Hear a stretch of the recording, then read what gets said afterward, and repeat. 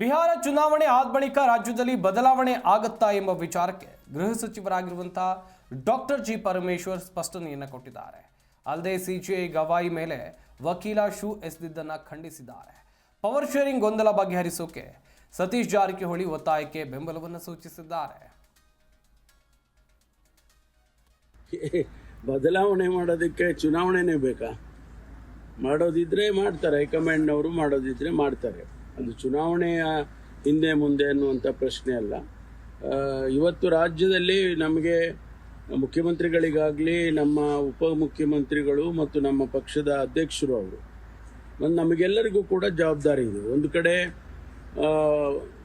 ದೊಡ್ಡ ಪ್ರವಾಹ ಆಗ್ತಾ ಇದೆ ಉತ್ತರ ಕರ್ನಾಟಕದಲ್ಲಿ, ಅದಕ್ಕೆ ನಾವು ಗಮನ ಹರಿಸಬೇಕು. ಮತ್ತೊಂದು ಕಡೆ ಈ ಭಾಗದಲ್ಲಿ ದಕ್ಷಿಣ ಕರ್ನಾಟಕದಲ್ಲಿ ಅನೇಕ ಸಮಸ್ಯೆಗಳಿವೆ, ಬೆಂಗಳೂರಿನಲ್ಲೇ ಅನೇಕ ಸಮಸ್ಯೆಗಳಿದ್ದಾವೆ. ಇವೆಲ್ಲ ಬಗೆಹರಿಸ್ತಕ್ಕಂಥದ್ದು ನಮ್ಮ ಪ್ರಯಾರಿಟಿ.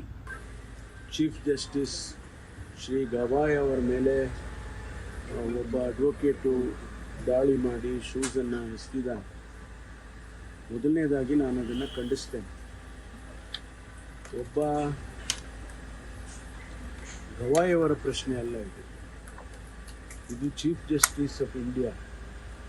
ಆ ಸ್ಥಾನ ಇದೆಯಲ್ಲ, ಆ ಸ್ಥಾನಕ್ಕೆ ಮತ್ತು ಇಡೀ ಸಂವಿಧಾನಕ್ಕೆ ಮಾಡಿದಂಥ ಅವಮಾನ ಮತ್ತು ಅಲ್ಲಿಯ ಸೆಕ್ಯೂರಿಟಿ ಮತ್ತೊಂದು ಅದೆಲ್ಲ ವಿಫಲ ಆಗಿದೆ ಎನ್ನುವಂಥದ್ದು ಇದರಲ್ಲಿ ತೋರಿಸುತ್ತೆ.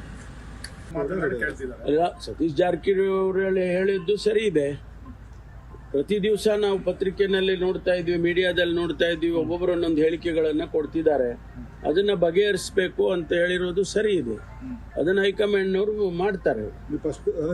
ಹೈಕಮಾಂಡ್ನವ್ರ ಗಮನಕ್ಕೆ ಇವೆಲ್ಲ ಹೈಕಮಾಂಡ್ನವ್ರ ಗಮನಕ್ಕೆ ಹೋಗುತ್ತೆ.